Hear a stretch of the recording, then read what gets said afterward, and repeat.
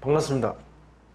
모든 낙찰자들이 행복한 1% 기부에 동참하기를 희망하는 경매채널 김도현입니다. 네, 오늘 분석할 사건은 부산광역시 북구 화명동 화명 롯데아파트 낙천대 물건을 분석하도록 하겠습니다.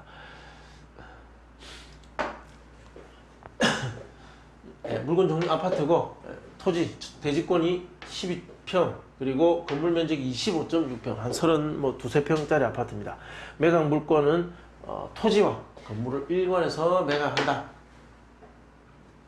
감정가는 3억 4,800인데 최저가 현재 2억 7,800까지 유찰되어 있다. 소유자는 이시고 채무자는 박씨다. 그리고 채권자는 은행인지 뭔지 잘 모르겠습니다. 하여튼 이렇게 표기되어 있습니다. 입찰 내용 보겠습니다. 1차 8월 4일날 2019년 8월 14일날 3억 4,800에 진행을 했습니다. 이 가격이 현장에서는 어떠한 가격인가 나중에 분석해보면 나옵니다. 어쨌든 이 가격에 입찰하는 것은 이익이 없다 라는 판단이 돼서 아무도 입찰하지 않았고 20% 유찰된 2억 7,840만원에 9월 18일날 진행하게 됩니다. 지금 현재 29일 남은 사건입니다. 물건 사진 한번 보겠습니다. 어떠한 물건인가? 이렇게 생겼습니다. 아주 흔하게 생긴, 그리고 건축된 지 아주 오래된 아파트는 아닌 것 같습니다. 깨끗해 보입니다. 공동현관 출입문도 깨끗하고 방향은 정남향을 보고 있습니다. 1층입니다. 1층. 여기서 우리가 볼만한 게 임차인 현황. 낙찰받으면 낙찰자에게 가장 큰 영향을 미치는 것이 이 점유자입니다. 임차인 현황. 조사된 임차 내역이 없다고 하는데, 자, 매각 물건 명세서를 보겠습니다. 매각하는 법원이 이 물건에 대한 명세서를 작성해서 게시하고 있습니다. 자, 누가 사느냐? 조사된 임차 내역은 없더라. 그래서 현장 조사를 간 집행관의 현황 조사서를 한번 보겠습니다.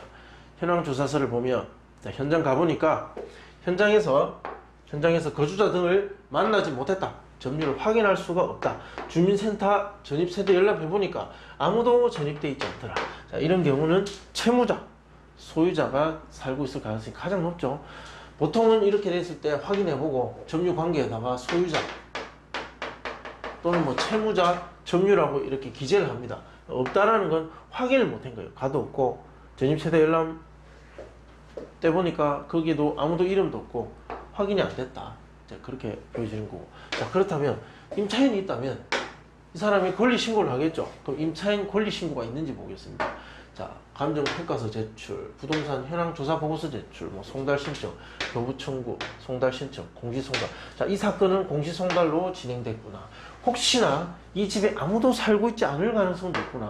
자, 이렇게 되면 밤에 가서 집에 사람이 있는지 없는지도 확인하고, 관리실에 관리비가 얼마나 연체됐는지, 언제부터 연체됐는지, 사람이 살고 있는 생활의 흔적이 있는지 반드시 조사해야 됩니다. 명도할 때 영향을 미치기 때문입니다. 소유권은 이시성을 가진 누군가 소유권자고, 그리고 2017년 9월 12일 날 근저당 설정됐습니다.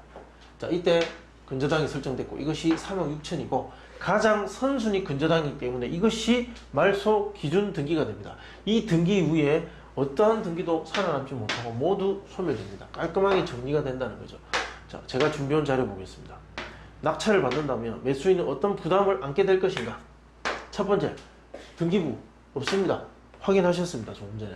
관리비 충분히 가능성이 있습니다. 이거 공시송달된 사건은 관리비가 많이 연체된 경우가 있기 때문에, 특히 공용관리비는 인수되기 때문에 이거는 꼭 확인해 보시기 바랍니다.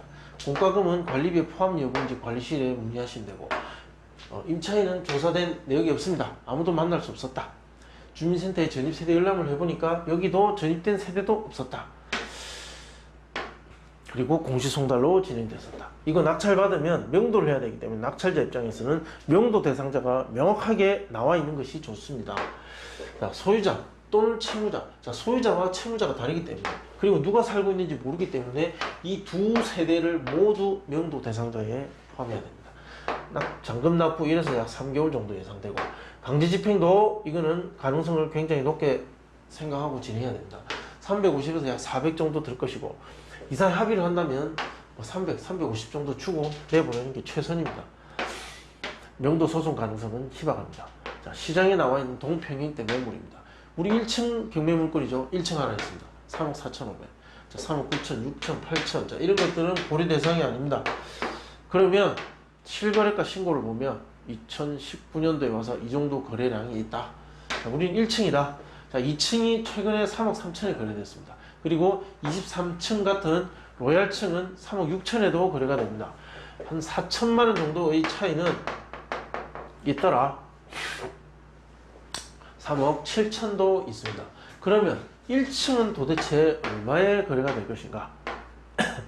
1층은 현재 3억 4천 호가하고 있습니다. 3억 4천 호가. 자, 그러면 3억 4천에 사야 되겠죠. 이게 거래 가능 금액입니다. 그러나 3억 3천에 거래된 것도 있습니다. 2층이. 그러면 정말 낮게 본다면 3억 2천도 가능하지 않을까.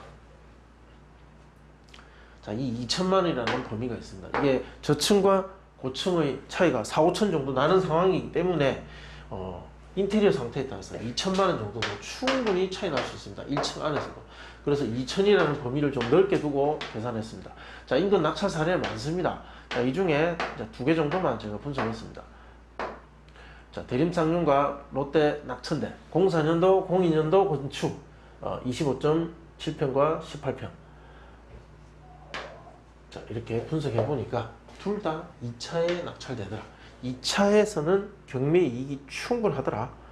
자, 경쟁률은 2대1과 14대1. 전용 면적 18평은 14명이나 입찰에 들어올 수도 있다.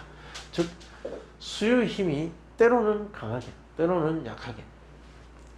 네, 시장의 판단에 따라 조금은 다를 수 있지만 어쨌든 강하게 나타난다면 이 정도는 충분히 나타날 수 있는 수요를 어느 정도 힘을 갖고 있는 시장이다. 4억대 아파트와 2억대 아파트의 차이입니다.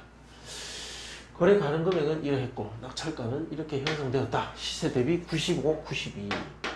자, 롯데 낙천대 호가 하한가 3억 2천을 한다면 3억 살짝 넘는 가격에 낙찰될 가능성이 높고, 자, 3억 4천 상한가를 적용하면 3억 2천 살짝 넘는 3억에서 3억 2천 정도 그 금액에서 될 것이다.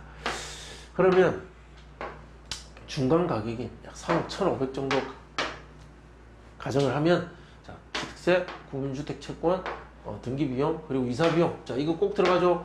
이거 들어갈 가능성 굉장히 높습니다. 이거 반영 꼭 하셔야 됩니다. 이렇게 했을 때 3억 2천 181만 5천 원에 정리가 된다. 자, 궁금하신 점은 댓글로 남겨주시면 친절히 답변해 드리겠습니다. 자, 행복한 1% 기부 꼭 동참해 주시고 좋아요, 구독, 신청 부탁드리겠습니다. 감사합니다.